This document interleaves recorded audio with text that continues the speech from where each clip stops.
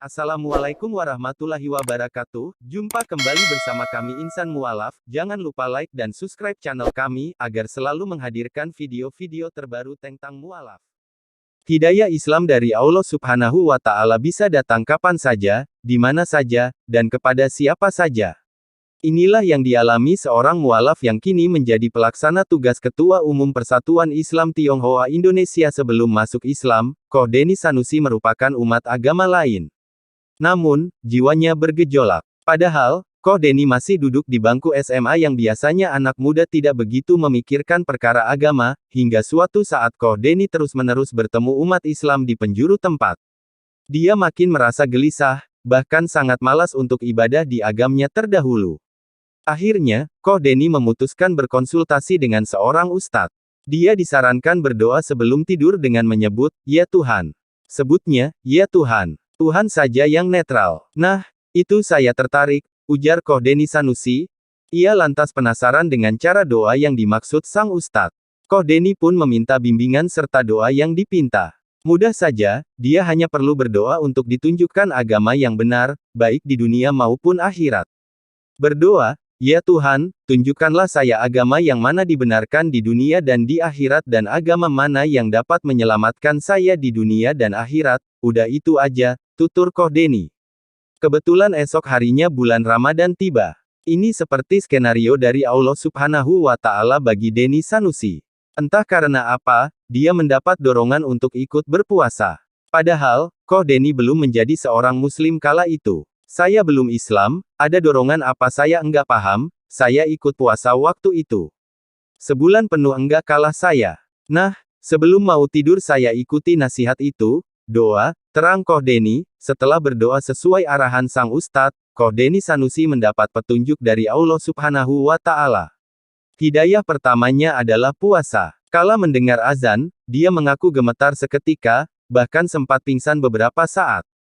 Dapat petunjuk, hidayah pertama saya puasa. Kan kalau puasa itu maghrib, buka, biasa ya. Saya nunggu maghrib, saya setel radio, tiba-tiba azan. Saya kaget setengah mati sampai kelengerlah, pingsan semenit 2 menit, gemetar saya. Padahal sebelumnya saya dengar azan biasa aja, ucap Denny, merasa bingung. Denny lantas kembali berkonsultasi dengan sang ustadz. Dikatakan, itu adalah salah satu petunjuk dari Allah Subhanahu wa Ta'ala atas doa-doanya. Koh Denny merasa bingung atas petunjuk tersebut, dia pun kembali berdoa dan meminta penjelasan akan hal yang dialaminya. Kemudian Allah Subhanahu wa Ta'ala memberi petunjuk kedua kepada Koh Denny. Lewat sebuah mimpi, dia melihat sekelompok orang bermain rebana dan melantunkan salawat di sebuah acara TV. Ini makin membuatnya bersemangat untuk terus berdoa. Belum berhenti di sana, Allah Subhanahu wa Ta'ala kembali memberikan hidayah kepadanya. Petunjuk ketiga ini masih sangat membekas di pikiran Denny, bahkan sampai bulu kuduknya sampai merinding ketika membahas hal ini.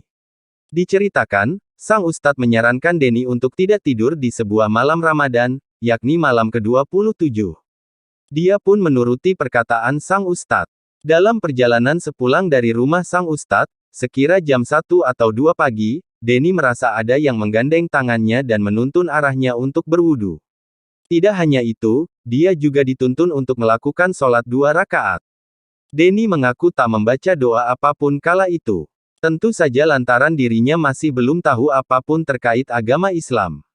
Semua benar-benar terjadi begitu saja, di luar nalar pikirannya. Saya ikutin aja, setelah selesai saya naik ke atas dan sholat 2 rakaat. Nah, udah kan selesai abis subuh, saya datang ke ustadz, ujar Koh Denny. Ia kemudian menceritakan kejadian yang menurutnya aneh dan gaib itu kepada sang ustadz.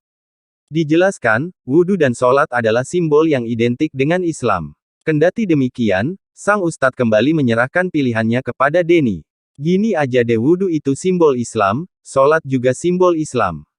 Cuma, saya Islam. Enggak mungkin saya ajak kamu karena Islam bukan agama ajakan. Kamu mikir aja deh sendiri." Wah, saya mikir, bener ya ternyata kejadian semalam membekas beneran, kata Koh Denny. Beberapa hari kemudian, bulan Ramadan selesai dan tibalah Idul Fitri.